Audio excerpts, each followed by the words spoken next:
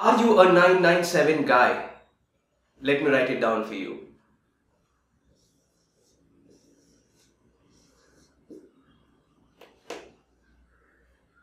Yesterday, a MBA graduate came to me for an interview and he said, you know what? Hire me for your company and I'll be your 997 guy. What he exactly meant was, I'll work for you 9 a.m. to 9 p.m. 7 days a week. I'm never going to hire someone like that. Because if someone says that, look, I'm going to work so much for you, it means that you don't have a family that you can connect to and talk to. You don't have friends to spend time with. You don't read books, you don't watch movies as you're not passionate. It just means you're some robot who is working for an organization. You don't have any personal life. And if I wanted something like that, I can possibly have a robot work for me or a software do that job. We have nowadays this artificial intelligence softwares coming up. We can do a better job, of this kind of task. You hire people only because you want creative people, people who can connect, people who can speak to your customers and explain them things. And if you are again also into this category, or you put work ahead of your family and your friend and yourself and your passions, let me tell you a story. Top-selling American author Bronnie Ware, she did not have a job. She was struggling in her life. So she started working at the healthcare center where people who are on their deathbed, who know that they're gonna die, they just have 3 months and 6 months to live. She started working for them. She started taking care of them, and she was moved because she spoke with these people day in, day out, and she understood one thing, of which she made a blog as well. I think more than 1 million people saw that blog, and she later on created a book out of it. It's called The Regrets of the Dying. And the people in that hospital were millionaires and billionaires and film stars and sportsmen. And they did not have regrets about not making $100 million. They did not have regrets about not winning a gold medal, or they did not have regrets about owning Ferraris.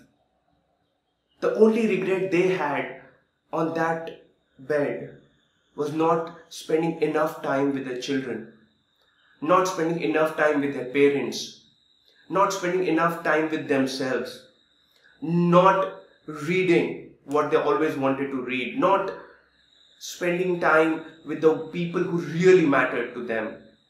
There's a very famous saying in the entrepreneurship world, you keep buying things and you keep doing things to impress people that you don't even really like in your life.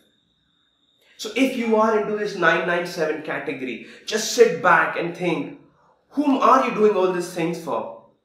It may be your family, your husband, your wife, your children, your boyfriend, your girlfriend.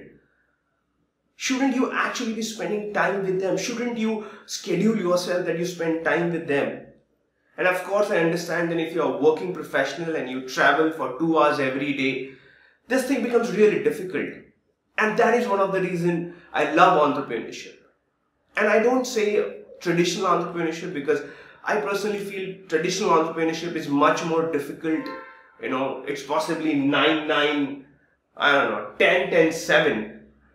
But yes, online entrepreneurship, if you ask me what kind of a guy I am, I would not put myself into this category.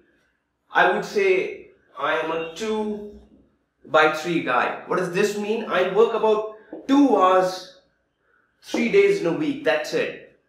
And everything is automated. It keeps on having the money that I need to live my life, to spend time with my family, to buy the things that I want.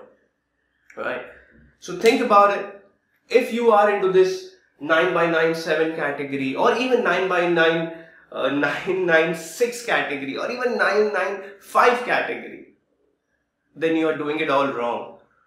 You should have time enough for yourself, for your family, for your friends. And here is the best way to motivate yourself.